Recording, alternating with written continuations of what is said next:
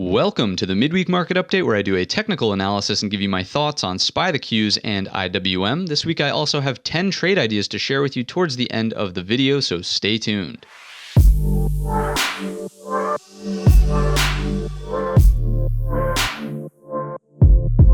So kicking things off with our S&P analysis, starting with the sectors as we always do. Who was leading, who was losing, and where was the weight? Well, communication sector certainly led the pack today, but not by a whole lot, only up 0.28%, just about a quarter there.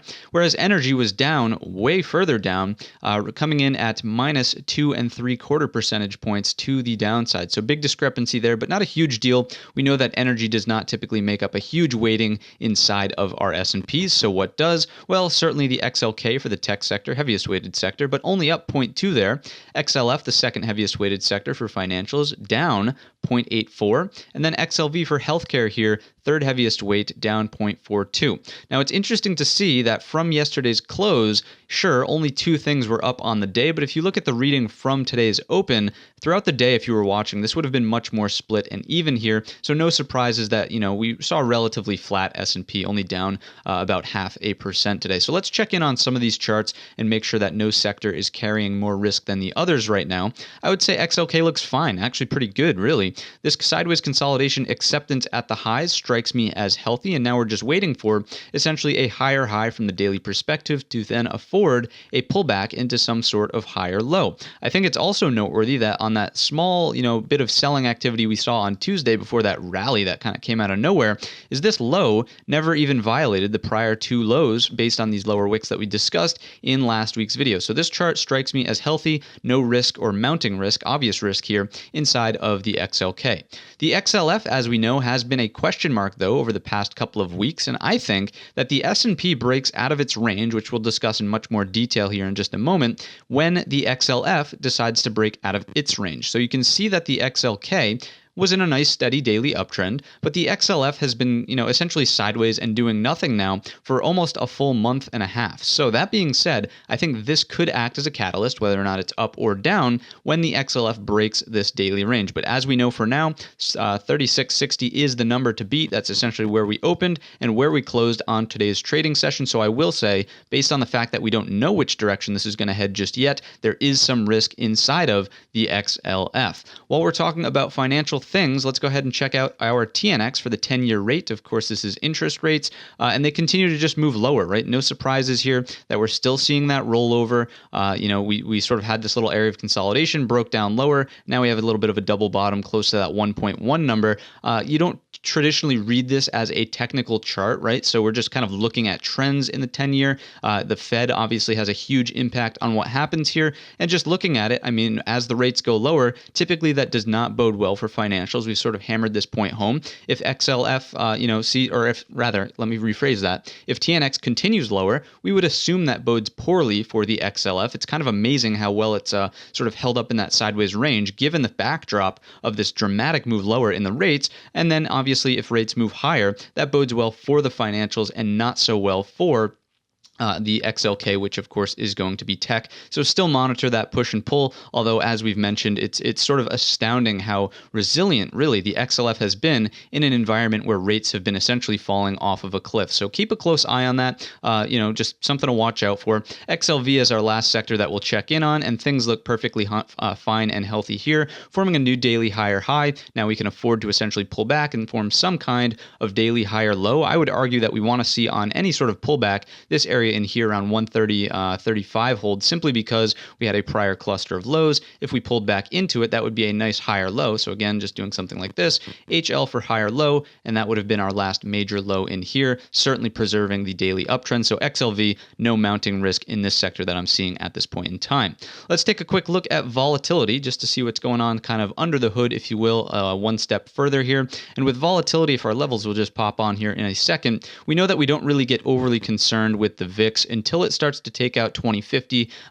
Only then do you really start to get the conditions where a nasty move can happen inside of the S&Ps. And as you can see, we're kind of hovering up here, but certainly more towards the middle of this range here, as opposed to the upper end and the potential for a breakout. And we also haven't spent too much time down below towards our 15 floor, which, as we know, when we do that, it generally catches people off guard as soon as we see any spike in volatility. So I would say this is completely fine and healthy as it currently sits. Let's move over to the S&Ps now and talk about our daily time frame chart. I'm going to make this incredibly simple for you. You only have to watch out for two things. If you want to be a lazy trader, basically you're looking at this box. Do we take out the highs of the box, in which case we look for a doubling to the upside, or do we take out the lows of the box, in which case we have targets mapped out, notably this 431.70 mark, which was prior support from in here, resistance, support, resistance, support. That should be a notable target to the downside and almost coincides, let's clean this up for a bit, with a range double, which would fulfill our balance rule. So just based on an eyeball test, it's kind of right in line with the same size range that we just outlined here. Now, again, we talked about financials being the thing that could potentially break the S&Ps out of this box, so keep a close eye on the XLF. But the other thing I just want to make your attention to quickly is the fact that on Friday we have NFP coming out here at 8:30 in the morning. So of course that's non-farm payroll employment, and that could be a catalyst that moves the S&Ps out of this balance that we've been in. Which way it goes, that's anyone's guess, but we have some targets, we have some rules to pay attention to essentially now that we know what the area of balance is. So what I wanted to do is just put this back on and do it to the upside so we can get a brief eyeball test of where we could be headed on a breakout. And just looking at the doubling rules, we should be, arriving in the area of about $444.34. If you like round numbers, just call it 444.50. That's a lot of fours there. That would be a potential upside target here as we head into blue sky territories. As always, don't forget to not ignore your whole and half dollars intraday levels that do end up playing out. One last note here is that I do think that this is more bullish than bearish, and this is more of a piece that I include my own opinion in. It's not so much chart-based, but if we just think about how markets traditionally end at all-time highs, generally we see a huge spike of euphoria before, people who got trapped at the highs start selling their positions. That leads to other people panicking out, and the fact that we've just held sideways here, it strikes me as more bullish than bearish, right? If the sellers were going to try to take hold, what happened on Tuesday when they had that initial drive lower? They came right to the gap essentially, and then it turned around, right? They should have continued there if that was going to be the top essentially in the market, in my opinion. So that's a small opinion piece there. It doesn't mean, that we have to go higher, but those are my general feelings as we currently sit. Let's take a quick look at the internals. If you're not familiar with this screen, go ahead and get familiar. Top right-hand corner is going to tell you what this all means, how you can set it up, and how you can use it to make better trading decisions intraday. For now, there's not a whole lot to talk about. Again, we know the market's in balance, so internals aren't really, going to give us an idea of, how strong the move is right now. They're probably going to reflect the balance that we're in, and that's certainly the case with volume here on Monday. Same thing on Tuesday, and on Wednesday, sure, we did crack that minus 300 million mark, which is slightly noteworthy, but it happened in a late day push, so we can't place too much emphasis into that until we see how the next morning essentially accepts that late day push to the downside. So volume, not a huge tell there. Same thing with our advanced decline line, both days working its way back towards this zero mark. Neutral, not a whole lot to read into. Again, slight bearish skew here on Wednesday, so maybe that's something to read into a little bit, but based on everything we've just discussed, I'm not comfortable saying one way or another until we break out of that box inside of the S&Ps, which direction we are going to go. The last thing to sort of read into here is the tick, very flat on Monday, so nothing to really talk about there. Nice build on Tuesday, and then a rather weaker build here on Wednesday, even given the backdrop of this bearish ADD as well as the bearish volume. So, you could call that for what it is. You could say this cancels out this one, so on and so forth. The market just remains in balance, so there's not a whole lot to do in terms of speculating about what the internals are potentially telling us. Let's take a look at our sort of futures through the lens of market profile here and talk about any deficiencies that we're seeing, and none, right? If we just zoom this out, let me zoom way out so you can see all the days of balance essentially, scrunching it up a little bit. Basically, what I want you to pay attention to is how many times we have the point of control, so this yellow line here, all overlapping or just not really making huge progress in one direction or another. And again, that's just a simple indication of the type of balance that we're in. Certainly in the last couple of days, they have been higher, but over the course of the last, I think it's 8 days of balance that we're in now, we really haven't gone anywhere. And that's the same thing we discussed on that SPY daily time frame. Just taking a look at some of the structure here. Today was a normal day with good excess at the highs, 2 ticks of excess and 2 ticks of excess at the lows. Very even bell-shaped curve here, indicating to us that the market was in balance. It was content. And again, I think there's a lot riding on that NFP announcement coming out at 8:30 on Friday. So, nothing really to glean here from the market profile chart.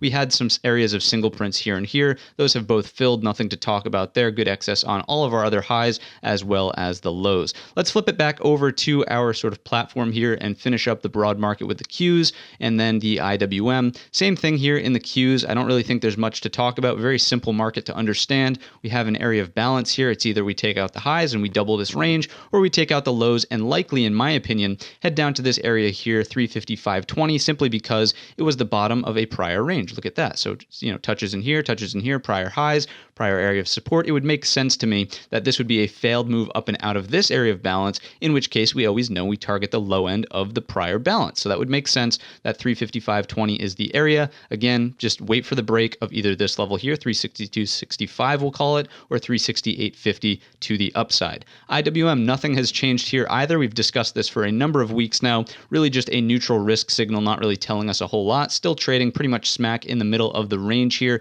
moving slightly lower off of the middle, but not a whole lot to glean into that.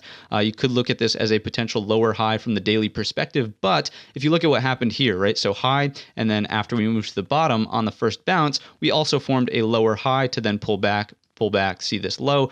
So on and so forth. It's just not a clean trade setup that I'm seeing here inside of the IWM. And again, just kind of remaining neutral on risk until this moves out of this monthly range that we've been stuck in now for quite some time. Let's now get into those trade ideas. I have 10 of them for you. Considering how boring the market is, you might be kind of amazed at that. So hopefully the Thinkorswim platform will load for me. I was having some issues, so if I have to cut out, I'll be back in a second. All right, thanks for bearing with me as the platform was loading there. I think GM is a potential long play here as it sort of sells off hot and heavy into its 200 SMA. I really like the fact that a smaller, lower wick was put into place today. So any sort of bullish activity out of the gates tomorrow should be a quick scalp to the upside for a dead cat out of this essentially 200 SMA tap. I also like about it that if we just sort of look left, there is some support in this area, right? So we have kind of a zone to play against. I would do that, and I would also do something like that as an upside target. So we're kind of in the middle here at that 200 SMA. If we do get that early activity that's bullish, look for a move up to about 53.50. Any recaptures of that could get things going to potentially fill this gap overhead. But until that actually shows signs of unfolding, I would be a little bit hesitant, right? Really just looking for the quick scalp first. That's what I really want to point out about GM. This is a scalp play, not a huge major reversal. Now, if it shows signs of that, sure, you can hold out for a piece. But again, as the chart currently lies, more of a scalp. Next up, we have MU, and this is an interesting one simply based on a look below and fail, and now a resistance trendline break. So if I draw in our resistance trendline coming from the highs, doing something like that, connecting with this as our first swing out touch, you'll notice, of course, that we broke the resistance trendline to the upside, and we also have a look below and fail. So here's a range, and we looked below, we failed back into the range. As we know, the target is always the top end of the range. That, and with the added sort of benefit of AMD just being on absolute fire recently, I think this has the potential to make it all the way back up to the top. LYFT is our next idea for Lyft rideshare, of course, and this one is a more bearish idea simply because look at how we violated the 200 SMA aggressively and then also closed underneath a prior breakout point. So I think there's room to move lower here in Lyft, down closer to, if we just grab that other tool here, to the low end of our prior consolidation range and recent pivot low here, right around $46.50. So looking for lower here in Lyft. Next up, I have Intel, INTC, and INTC, there we go. And what we're looking for here is a breakout over a pressure cooker top, just a couple days worth at 54.42. If we can take that out, looking for the resistance trend line to be in play, which of course would look something like this. So there are our touches sort of coinciding with those moving averages. So a break here puts this this into play, stop loss would probably be underneath this support trend line. If you wanted to draw that in, that would look something like that. So watching an eye on Intel for that breakout over 54.42. Next up, we have NVAX, NVAX, there we go.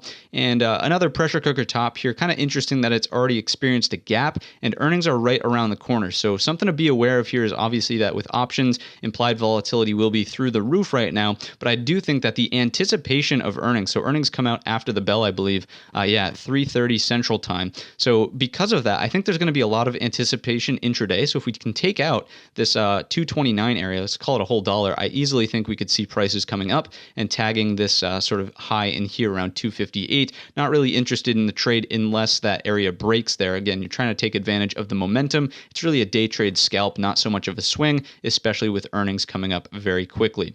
Next up, we're going to look at Kraft Heinz ketchup, so KHC. And the idea here is a long, even though it has violated the 200 SMA, the icing on the cake of this one is if we do something like this from our lows, getting a click, there we go, and just extend like that, you'll notice we're right at the support trend line as well as the 200 SMA. And I can even do something like this for a third kind of added benefit, if you will.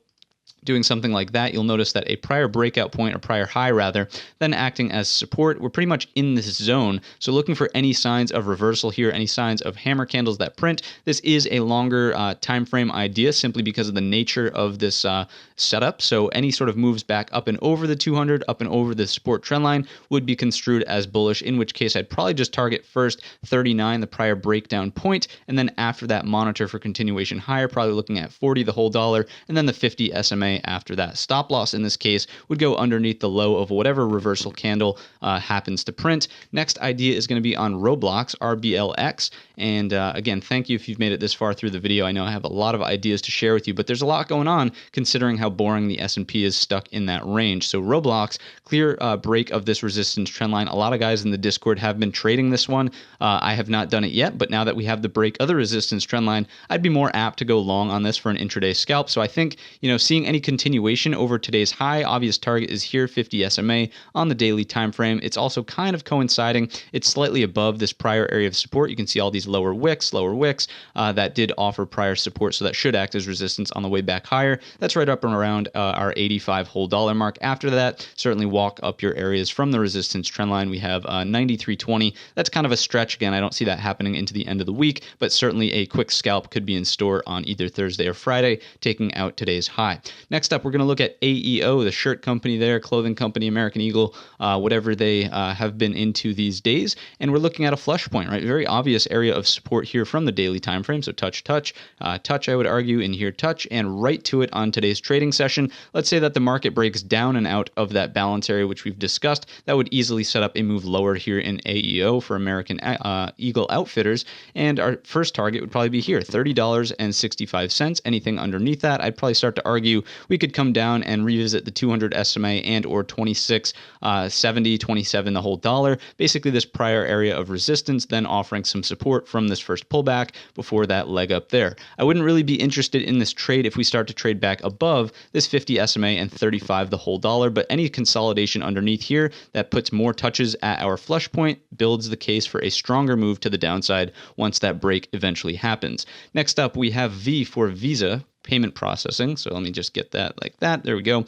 Visa, this is going to be a long as well, simply because if we look at this support trend line coming in from our lows in here, you could do it like this and say we're not quite at it yet, or you could do it like this, getting our touch here and going like that and saying we're printing hammers right at it. So no matter how you slice the cake right here, we're kind of at an area of support. I also, just like the other support trendline plays that we've brought up so far, I like that we have this area here. We're sort of forming a hammer candle at that, lower wicks at it. The 50 SMA is here as well. Just a general area of support. So any sort of reversal out of it could potentially be bullish to take us back up towards those all-time highs, most recent pivot highs, up around 250.79 to the downside. Again, if we do continue lower, watch out for that next support trend line. If it breaks that one, I wouldn't be interested in the trade or the reversal pretty much.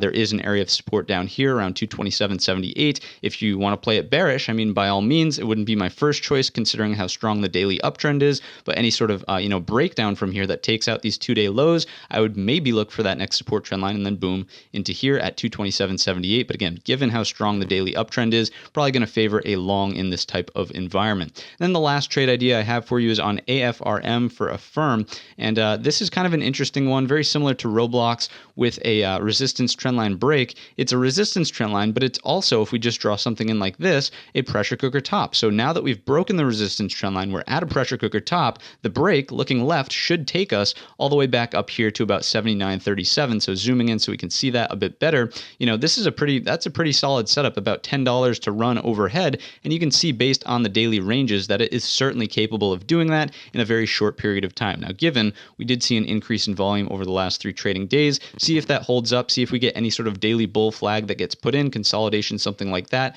would be healthy, then take the break. Again, your target is up here, closer to 79.37. Not interested in the trade if we trade back under the 50 SMA and start to get acceptance back below the resistance trend line. Earnings on this one are a little bit further out, so don't worry so much if you decide to do it with options. That's going to wrap up the 10 trade ideas. That's going to wrap up the video as well. If you enjoyed the content, learned anything new about the market, let me know down below in the comments section or by simply leaving the video a thumbs up. And with that being said, I wish you all a green trading week.